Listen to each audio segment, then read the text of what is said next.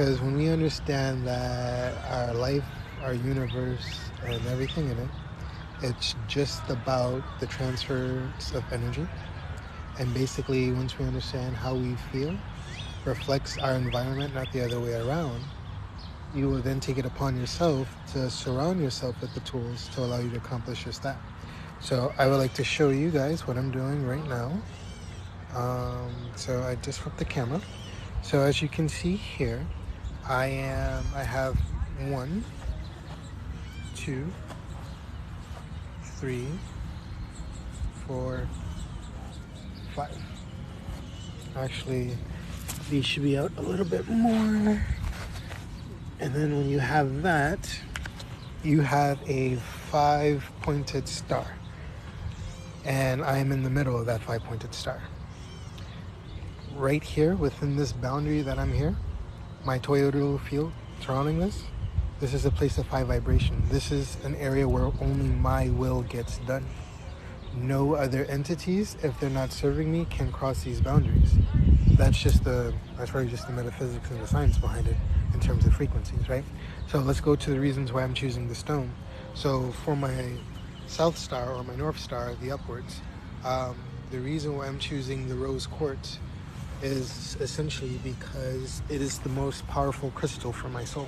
I am a Cancer, so I deal with love. That is the realm, that is the frequency of which I am from, right? So you can say, like, if there was a God of love, my soul comes from that God. So because of that, because it is a cosmic power, and realistically during the solar cycle, it is going to be the one power that's going to be amplified greatly, especially by the sun, because nothing promotes more love than knowledge of self. Let's get that out the way. Once you know who you are, once you know who your people are, once you know your makeup as a temple, as an ego, as a spirit, as a soul, once you understand who you are cosmically and magically, my goodness, that's where the ultimate love starts to come in. So that's the power of stuff that I work with, because that's the frequency that I'm surrounding myself, because those are the realities that I want to go with, right? So then to my right here, I have the amethyst. So the reason why I like that one is because to really show love, you have to be able just to see it. You have to be able to see the world, see the environment, see how things are, see why they're doing it. And then when you can see all of that, it aids you, because you know it's not personal. The story, it might be personal, but you understand the energy behind it. It's not necessarily personal. Because when you can see, you can start to see that everything that is happening to you is actually happening for you. It's for you to respond.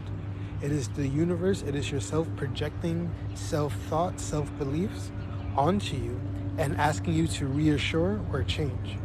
Essentially, whenever a conflict or a situation happens, it's the universe saying, hey, this is who you're telling us who you are. Is this true? If it is true, you're going to act accordingly and continue to do what you do. But if it's not, you're going to act the other way, and the universe is going to essentially, adjust, right? So then over here, we have my green celestite. So the reason why I chose that, because again, it does really well when it comes to the heart chakra, but it also helps in connecting us into nature. Right now, we have a lot of wonderful nature. So yeah, we're going to definitely tap into that energy. So essentially the consciousness of even everything around here can be heard, right? These beings have an opinion energetically, frequently. They've been here for a while. They understand the nature of what's going on. I mean, realistically, when we're looking at these trees, understand that we're just seeing the tip of the iceberg. If you were to go down underneath the network of trees and who they're talking to, you have no idea who these trees right now are tapped into any other type of trees across the world. That's how deep this thing goes to. So the energies that you're tapping into, trust me, it's not just these things that you see up top. They go real deep, guys, real deep, right? So then the next one that I have is going to be my lapis lazuli. Now, I always have that one on deck because once you understand the nature of your reality, and once you understand the power of your voice, that your voice actually shapes and pilots your reality, you always want to speak up. If something doesn't feel right, you want to acknowledge that, hey, this does not feel right. Now, that's not saying that you're going to get your way all the time, because remember, the events that you're going through, it's not necessarily for you to dominate every single thing. It's for you to learn and overcome an energy, right? It's let the energy pass through you and use it to your advantage, not mold it into something bad that's only going to war with you in the future, right? So you always want to speak up. Hey, that doesn't feel right. Hey, I'm letting you know that doesn't feel right because of this. That is a lie, and that's what it is, right? You always want to be that person like, hey, listen, if I try to do this like BS to them, like this person's going to speak up. So I understand that I cannot do the things that I usually do around them. I cannot mislead the way I would mislead around that person, because that person's going to call it out and is going to bring attention to it. Then he's going to deconstruct it, then he's going to bring it out, and then it's going to dissipate. That spell is no longer going to be effective. So you be that person, so no one who's trying to distort reality will ever take residence amongst you or around you. That's how you become a protection for those around you. And that's how the universe is going to bless you with the true abundance, not this dead money out there. Speaking of abundance, now we got my citrine, right? Because abundance is always going to be upon me because of my bloodline, because of my people, who I am as a spirit, as a soul. I am abundant just in my nature of my existence. I mean, as the spirit, yes, you're abundant. As the soul, you have a unique experience that most spirits don't even have. You're in abundance of everything, right? Understand, we only put the story as, oh my goodness, I don't have money, I'm broke, and this and that, and stuff like that. Yeah, you're broke in terms of playing their game, right? You're broke in terms of that, but in terms of an abundance, like you as a soul, you as a spirit, you're here to get an experience. And to be fair, that experience of being broke, that is an experience that is expanding you and that is changing you. Because now, think about it this way, to all my broke people out there, to all my people who know what it was to be in this money trap, when you get a little bit of that paper, when you get a little bit of that money, now that you know what you know, guess what? Your money's going to someplace different. Your money's not going to buying like all these crazy clothes. Your money's not going to buying all these crazy cars. Now your money is going into vehicles, financial vehicles that's going to set you up and for your family up. You're going to be building institutions, functions. Because forget money, right? Remember, you can put all your money into to some investment account, and I don't care if you're getting 300% return, right? Because when that American dollar drops, when that economy crashes, all you're going to have is a whole bunch of dead paper or a whole bunch of numbers that are just going to disappear till zero. So it's not just about having money. It's about what are you building with that money tangibly, right? Are you building institutions that even if that money were to go out, hey, listen, this is still a farm. Hey, listen, this is still a grocery store. Hey, listen, this is still a school. Hey, listen, this is still an institution which provides a service for the betterment of the community.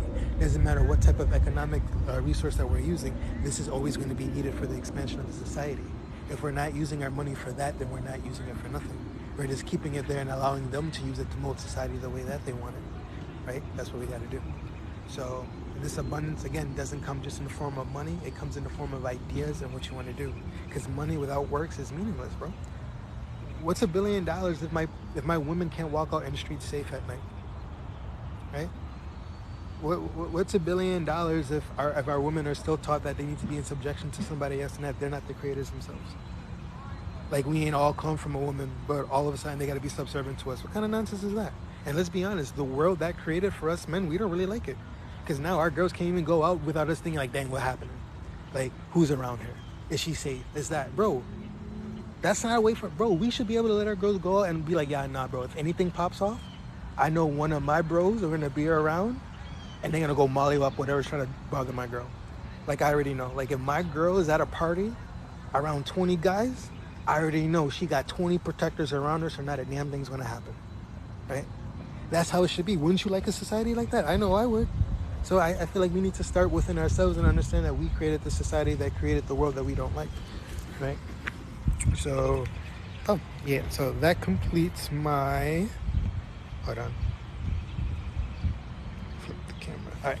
So that completes my, my 5-star thing and, what they mean and stuff like that. So, that's the type of stuff that I like to talk about. That's the stuff that I like to bring voices upon. This is that spiritual path, guys. Like, understand, spiritual doesn't necessarily mean, it means knowing what's around you. It means seeing, right? Remember the 7 chakras. There's a reason for that. You need to know who you are. Based on who you are, that is how you're going to create on the inside. Based on what you create on the inside, that's going to dictate your actions. And your actions is going to dictate really what you love.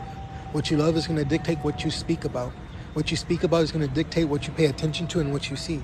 And what you're ever paying your attention to and what you see, that's going to dictate what you know. Understand it's a science. They told you who you were.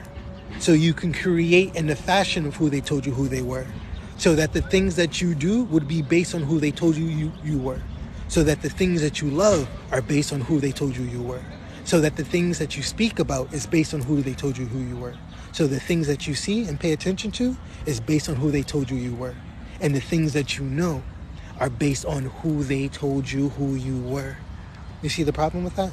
Once they start at the root chakra, once they have control over that, once they tell you who you are, my goodness, they control you all the way up to the regular top, right?